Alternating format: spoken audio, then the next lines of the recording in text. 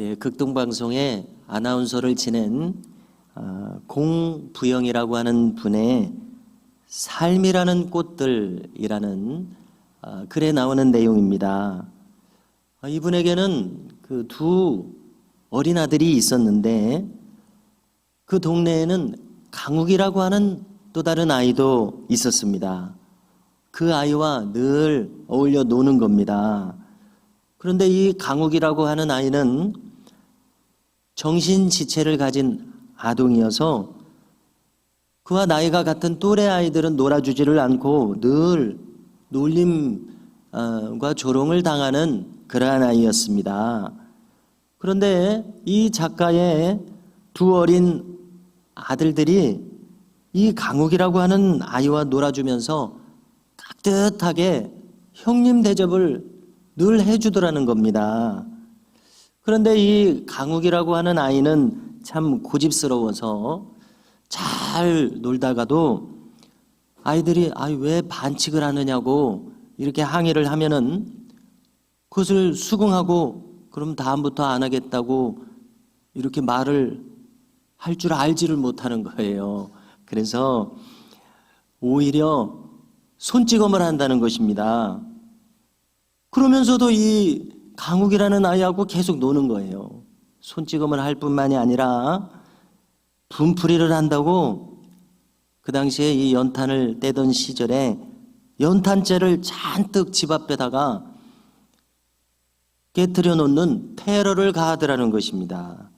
그래서 이 공부형님이 속으로 늘 생각하기를 속상해하면서 왜 우리 아이들은 유독 저 강욱이하고 놀까 이렇게 못마땅한 생각을 가졌습니다. 그런데 참 이 글을 기록하게 만든 그날은 이 큰아이가 코피를 흘리면서까지 눈물을 흘리면서까지 집으로 돌아오는 겁니다. 강욱이한테 또 얻어맞은 겁니다. 그래서 정말로 화가 나가지고 너 이제는 다시는 강욱이하고 놀지 말아라 이렇게 다짐을 하도록 했습니다. 그런데 놀랍게도 이 아이가 눈물을 닦으면서도 이야기를 하는 겁니다. 무슨 얘기를 하냐면은 교회에서 교회학교 선생님이 들려주신 이야기를 하는 거예요. 그 이야기 제목은 검은 마음, 하얀 마음이라는 이야기인데 이 동화를 전하면서 이야기합니다. 그래서 죄로 물든 검은 마음은 예수님이 싫어하시는 마음이다. 온갖 미움과 시기, 또 질투와 분노, 교만이 그 속에 들어있고 또 하얀 마음은 예수님이 좋아하시는 마음인데 사랑과 온유, 은혜의 마음이라면서 이 큰아이가 저는 이 하얀 마음을 갖고 싶어요 라고 이야기하면서 저 불쌍한 강욱이 형하고 계속 놀아주겠다는 겁니다. 그래서 저녁밥을 지으면서 이 검은 마음, 하얀 마음 이걸 이야기하는 큰아이의 모습이 계속 떠올라서 이것을 글로 남긴다고 하는 그런 이야기입니다. 기독교 심리학자로 폴 트루니에라는 분이 유명한데요. 그는 고독이라고 하는 그의 책에서 이런 이야기를 합니다. 어떤 여성은 큰 회사의 비서인데 그녀는 항상 잠을 자기 전에 라디오를 틀어놓는다는 겁니다. 틀어놓는 이유가 있는데 그 라디오 속에서 아나운서가 끝맺는 말로 이렇게 인사를 한다는 겁니다. 쭉 이야기하고서 그러면 여러분 편안한 밤 되시고 안녕히 주무시기 바랍니다 라는 요 멘트예요. 이 말이 그렇게 이 비서에게는 다정하게 들리는 거예요. 좀 자기의 안부를 위해주는 말처럼 들린다는 겁니다. 그래서 이 말을 듣기 위해서 자기 전에 라디오를 켜놓는다는 겁니다. 하루 종일 그녀에게 이렇게 정답게 참 사람답게 마음이 통하도록 대하는 사람이 없기에 이렇게까지 한다는 그런 이야기입니다.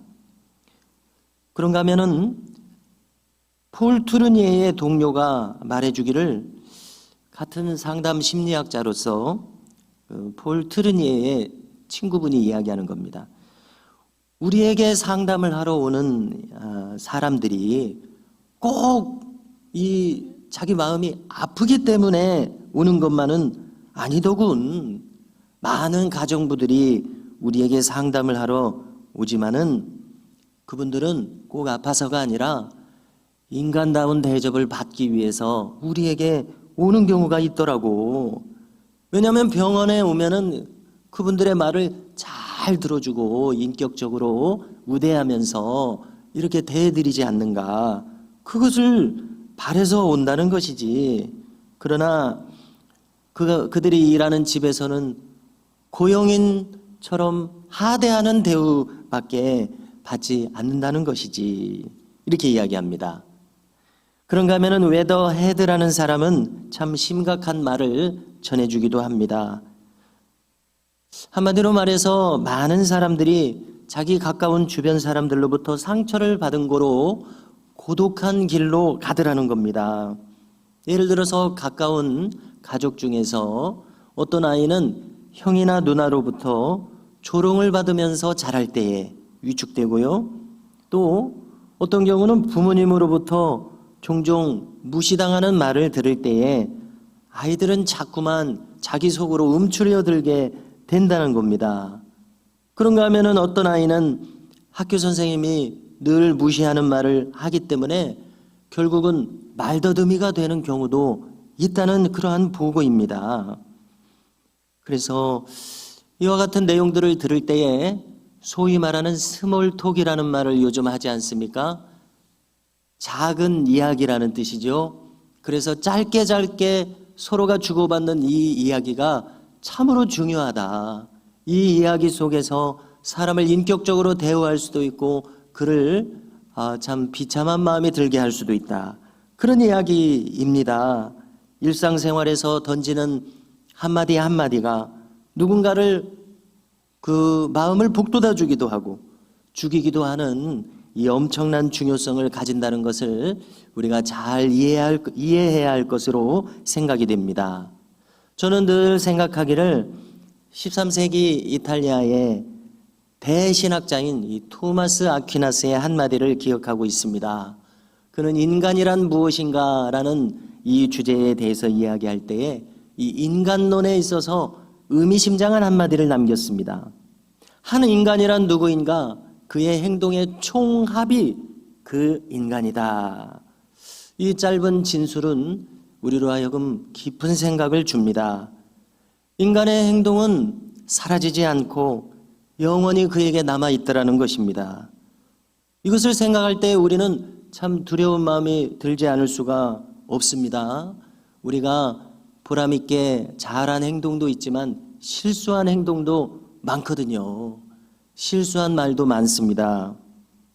그래서 우리는 우리 스스로의 죄된 본성을 생각지 않을 수 없습니다. 그러므로 결국 우리들은 스스로 나의 불완전함으로 인하여 나 스스로는 구원할 수 없는 이러한 불완전한 사람이구나. 이것을 깨달을 수밖에 없다는 것을 이 짧은 경구가 참 증명해 주는 것이 아닌가 이리 생각됩니다. 그러므로 오직 하나님의 그 넓으신 자비하심에 의해서만 우리는 그분께 용납함을 받을 수 있습니다.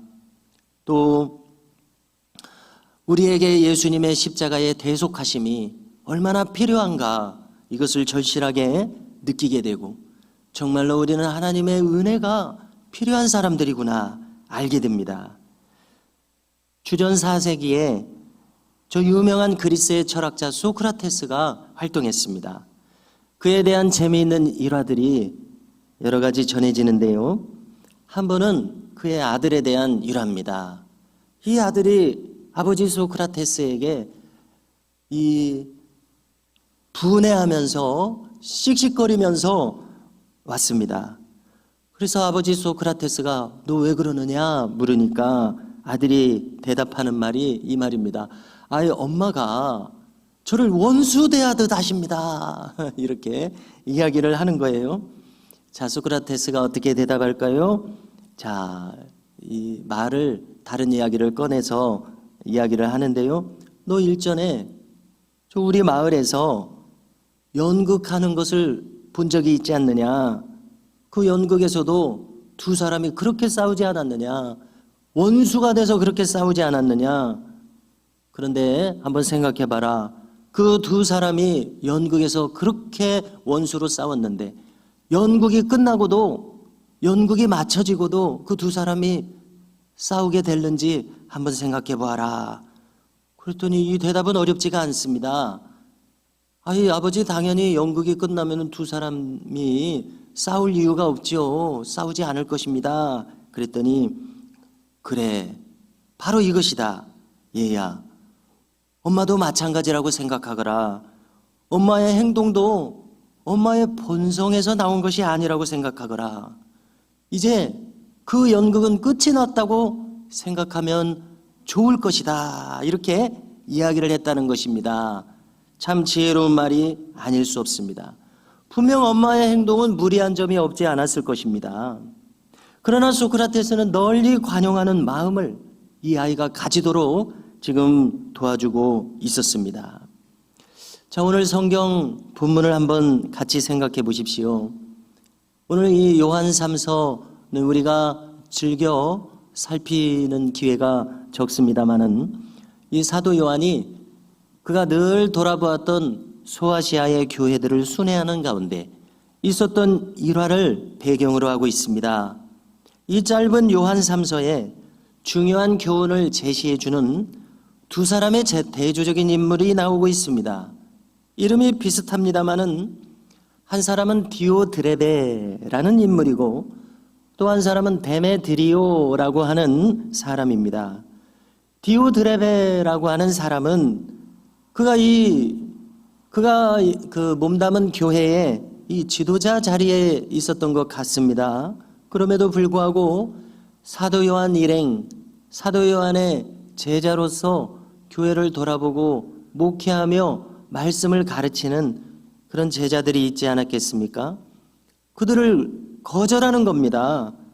방해하는 겁니다. 거기서 그치지 않고 악담을 하기까지 합니다. 이 악담이라고 하는 것은 없는 이야기를 지어내는 것 아닙니까? 그렇게 비방을 합니다. 심지어 사도 요한의 편에 서서 교회를 돌보려는 사람을 교회에 발을 붙이지 못하도록 하고 그를 쫓아내기까지 하는 이러한 거친 언행을 보이는 인물이었습니다. 이에 사도 요한은 사랑하는 성도들에게 편지를 써서 권면하는 것이 오늘 요한 3서의 내용입니다. 11절에 보니까 오늘 요한 3서의 핵심적인 교훈이라고 생각하는데요. 말씀합니다. 사랑하는 자여, 악한 것을 본받지 말고 선한 것을 본받으라. 선을 행하는 자는 하나님께 속하고 악을 행하는 자는 하나님을 배웁지 못하였느니라. 이렇게 말씀합니다. 자, 이 교회는 반대로 대조적인 인물이 있었다고 했습니다. 그는 데메드리오입니다.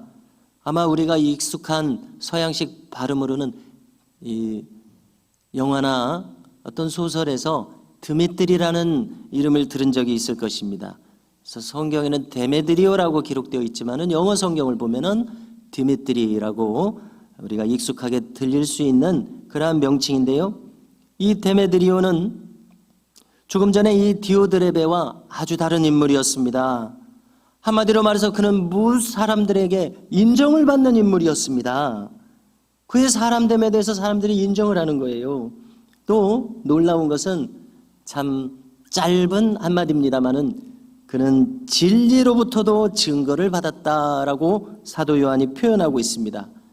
자, 신앙적으로 볼 때 어떤 인물에 대해서 이 이상의 극찬이 어디 또 있겠습니까?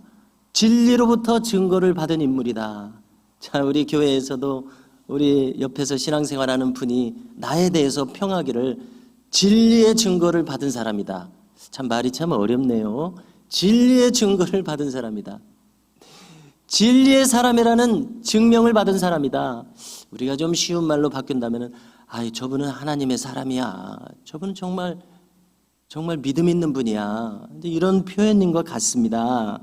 그러므로 신앙을 참 가지고 살아가고자 하는 우리에게 그러한 평가를 우리가 받는다면 이보다도 더 좋은 극찬의 평가가 어디 있겠습니까? 이러한 평가를 받는 인물이 바로 이 데메드리오, 드미트리, 바로 이 사람입니다. 여기 이 요한 3서에는 구체적인 사건들이 일일이 기록된 것은 아닙니다. 그러나 이 한마디를 통해서만 봐도 이 데메드리오가 얼마나 신실하게 사람들을 섬기고 교회를 섬겼는지를 잘 알 수 있습니다. 그러나 문제는 바로 저 디오드레베라는 인물입니다.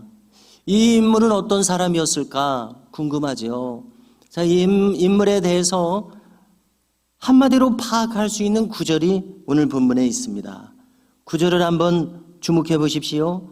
어떻게 소개를 하고 있습니까? 그들 중에 으뜸되기를 좋아하는 디오드레베, 이렇게 표현하고 있습니다.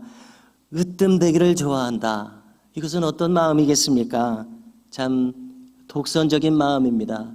독선적이라는 말이 참 좋지 않은 말이죠. 오직 자신만이 선을 독점하고 있다. 자기만이 옳다.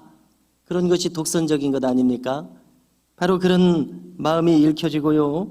또 아나무인인 마음, 교만한 마음을 가진 인물인 것을 잘 나타내주는 말입니다. 그래서 누가 자기보다 앞서는 꼴을 보지 못합니다. 자신만이 주목을 받아야 합니다.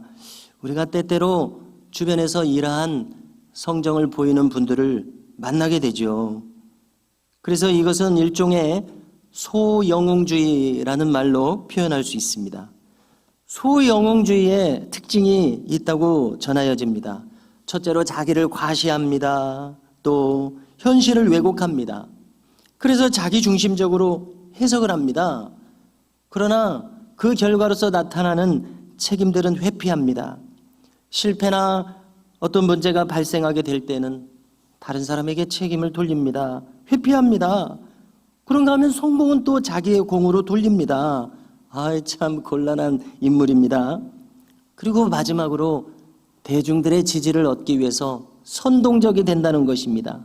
소위 말하는 인기몰이를 시도하고 또 여론 플레이를 해서 상황을 자기의 유리에게 이끄는 이 인위적인 태도를 가진 인물입니다. 자, 이것은 결국 그가 속한 공동체에서 큰 문제를 일으킬 수밖에 없습니다. 왜 그렇습니까? 첫째로 시간이 그를 증명할 것입니다. 결국 사실 왜곡이 드러남으로 말미암아 문제가 나타날 것이고 그의 신뢰는 하락할 수밖에 없습니다. 둘째로 개인을 강조하게 되므로 공동체에 한마음 된 것을 해칠 수가 있습니다. 협력적인 분위기를 깨뜨리고 맙니다. 그래서 셋째로 결국은 많은 사람들이 종종 도덕적인 문제를 드러내는 경우가 있게 되는 것을 아마 우리는 한두 번 이상은 모두가 경험해 왔을 것입니다. 그러므로 사도 요한은 이들이 속한 교회 공동체를 염려하기를 오늘 본문처럼 당부하고 있습니다. 어떻게 당부합니까? 조금 전에 읽으신 것처럼 사랑하는 자여, 악한 것을 본받지 말라. 선한 것을 본받으라. 이것이 바로 이 교회의 사도 요한의 처방책입니다. 악한 것을 본받지 말라. 그걸 생각하지 말고 그걸 생각하다가는 우리도 악해지더라. 선한 것을 본받아라. 여기 데메드리오 있지 않느냐. 그를 따라서 행하라. 이것이 오늘 말씀의 교훈의 전부입니다. 우리말에도 흔히 욕하면서 배운다는 말이 있지 않습니까? 악한 것을 본받지 말라. 그것을 달리 생각하면은 욕하면서 배우는 경우를 나도 모르게 배우는 경우, 이걸 경고한다고 생각합니다. 우리는 성경에서도 이 모세의 이야기를 잘 알고 있습니다. 모세가 놀랍게도 40년 동안이나 광야에서 백성들을 인도했는데도 정작 자기는 가나안 땅에 들어갈 수 없다고, 그것도 하나님으로부터 말씀을 들었지 않습니까? 왜 그렇습니까? 그 결정적인 이유가 있었습니다. 그것은 바로 늘 이스라엘 백성들 중에는 악한 언행을 일삼는 사람들이 있었습니다. 이 백성들을 사랑하며 이끌고 있는 모세의 심기를 건드리는 백성들이 있었습니다. 모세도 사람인지라 참을 수 없는 때가 있었던 것이죠. 그래서 분노함으로 이 백성들을 상대할 때가 성경에 기록되어 있습니다. 그것은 무리바 반석에서 물을 낼 때였습니다. 그 이적이 일어나는 순간 모세는 그 마음이 격앙되어 있었습니다. 참을 수가 없는 순간이었습니다. 그래서 우리가 다 아시는 대로 그의 지팡이를 이 반석 바닥에 쾅쾅 두 번 치면서, 한 번 딱 치면서 하나님 역사하시도록, 이렇게 그 하나님 역사하시는 접촉점이 되도록 주님 역사해 주시옵소서, 이렇게 해야 되는 상황이잖아요. 근데 여기 지금 격앙되어 있기 때문에 쾅 치면서 내가 이 반석에서 물을 내랴 이렇게 말했습니다. 아무리 생각해도 이것은 모세의 분수에 넘치는 말이었습니다. 왜 그렇습니까? 반석에서 물을 내시는 분은 하나님이십니다. 모세가 지금까지 이적을 일으켰던 것이 아니잖아요. 그래서 모세는 자기 지금 평정심을 잃어서 지금까지 자기가 역사한 것으로 순식간에 그렇게 생각했던가 봅니다. 내가 이 반석에서 물을 내랴, 이 자기 분수에 넘치는 말을 내뱉고야 말았고, 또 그의 그 40년 동안 눌렀던 그의 성격이 여기에서 참 드러나고 말았습니다. 이때에 하나님은 그를 크게 책망하신 대목입니다.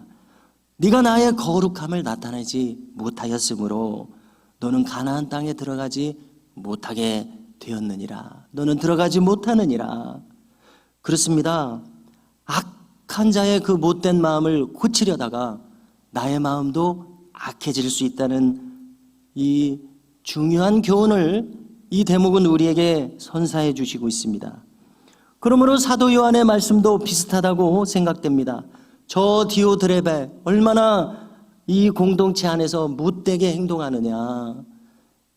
그들을 가르치고 신앙을 전수해 준 사도 요한도 거슬러서 행해요. 어른도 알아보지 못합니다. 저 디오드레베 얼마나 악하게 지금 교회에서 이렇게 어지럽게 하느냐. 그러나 그를 고치려고 너도 악해져서는 아니 된다. 반대로 너는 선한 것을 본받으라. 데메드리오가 있지 않느냐. 그와 같이 행하라. 사람들에게 유익하게, 사람들에게 인정받고 사랑받도록, 무엇보다도 진리의 말씀에 입각해서 그가 하지 않느냐. 그와 같이 하라. 이러한 말씀으로 이해됩니다. 이것이 바로 믿는 자의 나아갈 길이니라. 이러한 권면입니다. 성도 여러분, 우리는 이 지난주를 지내면서 성령 강림절 두 번째 주일을 오늘 맞았습니다. 오순절 성령께서 임하심으로 무슨 일이 제자들에게 일어났다고 여러분들은 한마디로 말씀하실 수가 있습니까? 저는 늘 생각하기를 그 성령께서 강림하신 역사는 제자들의 심령 깊숙이에서부터 그들에게 변화를 일으키신 역사이셨다. 이리 생각됩니다. 저 사사시대의 기드온처럼 그들은 소심했습니다. 성경에서 참 재밌는 대목이 이 대목입니다. 기드온은 너무나 소심해서 사람들 앞에 나타나지 못하고 숨어 다니고 이렇게 어디 이렇게 자신 있게 자신이 무슨 업적을 쌓은 일이 없어요. 그래서 늘 의기소침한 사람인데 천사가 나타나서 큰 자여 이렇게 용기를 줘야 돼요. 큰 자여. 여기 사도들도 마찬가지였습니다. 겟세마네 동산에서 주님이 잡히실 때를 생각해 보십시오. 솔직히 말해서 누군들 그렇지 않겠습니까? 얼마나 두렵습니까? 얼마나 무섭습니까? 주님이 잡히실 때 제자들은 다 도망가고 말았습니다. 베드로도 누가 주님을 부인할지라도 저는 주님을 부인하지 않겠습니다. 주와 같이 죽겠습니다. 호언장담했던 베드로도 저주하면서 주님을 부정할 정도로 얼마나 두려웠겠습니까? 얼마나 내 목숨이 경각에 달리는 그 막다른 골목에서 그와 같은 언행을 해버리고 말았겠습니까? 이러한 제자들이었는데요. 오순절 성령 강림이 임하심으로 그 이전과 똑같은 사람들이 아니게 되었습니다. 담대해졌습니다. 전혀 달라졌습니다. 요즘 말로 치면은 요즘 우리 공황장애, 우울증 여러 가지 어려움들이 현대인들에게 많지요. 요즘으로 생각한다면 공황장애를 앓던 사람이 이제 사람을 만나는 것이 반가워지는 겁니다. 왜냐하면 그 마음 속에 어떤 변화가 일어나가지고 이제 누군가를 만나는 것이 반갑고 누군가의 얼굴을 대하는 것이 두렵지 않게 돼요. 이러한 변화 어떻게 가능했습니까? 그것은 진리의 영이시요 자유의 영이신 성령께서 오순절에 그들에게 임하셨기 때문입니다. 그래서 그 성령께서는 이렇게 우리 때로 부족하고 때로 약하고 때로 두려운 우리의 사람의 마음의 본성적인 변화를 그 밑바탕에서부터 일으키셨기 때문임을 믿습니다. 그래서 예수님께서도 밤중에 몰래 그를 찾아온 니고데모에게 분명히 말씀하시지 않습니까? 네가 하나님 나라에 들어가려면 거듭나야 하리라. 중생입니다. 그 심령의 근본에서부터 변화되는 것이 중생입니다. 어떻습니까? 얼마나 우리에게 필요한 것이 바로 이것입니까? 어거스틴도 강조해서 말하기를 많은 것이 중생해야 하지만 당신의 이성도 중생해야 한다. 인간의 이성도 타락했음을 잊지 말라. 참 이 놀라운 대목이라고 생각을 합니다. 우리의 이성은 가만히 놔두면 저절로 합리적인 줄 알았습니다마는 어거스틴은 그렇지 않다는 것입니다. 당신의 이성도 타락했다. 중생해야 한다. 참으로 인상 깊은 말씀입니다. 옳습니다. 우리는 성령의 역사에서 무엇을 기대해야 합니까? 내 안에 새로운 창조를 우리는 기대해야 함을 저는 분명히 믿습니다. 창조주 하나님께서는 일주일간 창조하시고 창조를 이제 멈추신 것이 아니라 오늘도 창조하시는 하나님이심을 믿습니다. 하나님은 나의 심령에 새 마음을 창조하실 수 있습니다. 그래서 사도 바울도 고린도후서 5장 17절에서 이렇게 늘 말씀하지 않습니까? 그런즉 누구든지 그리스도 안에 있으면 새로운 피조물이라. 이전 것은 지나갔으니 보라 새 것이 되었도다. 영어 성경을 보니까 new creation, 새로운 창조물, 새로운 피조물이 된다. 그렇습니다. 우리가 원하는 것이 이것입니다. 내가 좀 새로운 사람이 되기를 원하는데 그것은 성령 하나님께서 우리에게 일으켜 주실 수 있음을 믿습니다. 우리가 이제 200~300년 전에 유명한 요한 웨슬레가 영국 사회를 변화시켰다고 말하지 않습니까? 그가 복음을 전한 곳마다 술집이 없어지고 사람들이 새로워지는 것을 참 신앙 역사는 우리에게 증언해 주고 있는데요. 그의 설교는 한마디로 말해서 중생을 역설한 것입니다. 성령께서 역사하셔서 중생하기 시작한 인간은 끊임없이 성화되게 하시는데 그 방향으로 나아가야 하고, 놀랍게도 요한 웨슬레는 이렇게까지 주장했습니다. 마침내 신자는 이 땅에서 살면서도 완전히 죄를 이길 수 있는 마음 상태까지 갈 수 있다. 그래서 완전한 성화, 그리스도인의 완전이라고 하는 것을 그런 주장하기도 했었습니다. 주님의 말씀도 기억할 수 있기를 원합니다. 마태복음 12장 5절에 귀한 말씀이 있습니다. 주님은 말씀하시기를 선한 사람은 그 쌓은 선에서 선한 것을 내고 악한 사람은 그 쌓은 악에서 악한 것을 내느니라. 할렐루야. 오늘 사도 요한의 권면도 주님과 같은 맥락의 말씀이라고 믿습니다.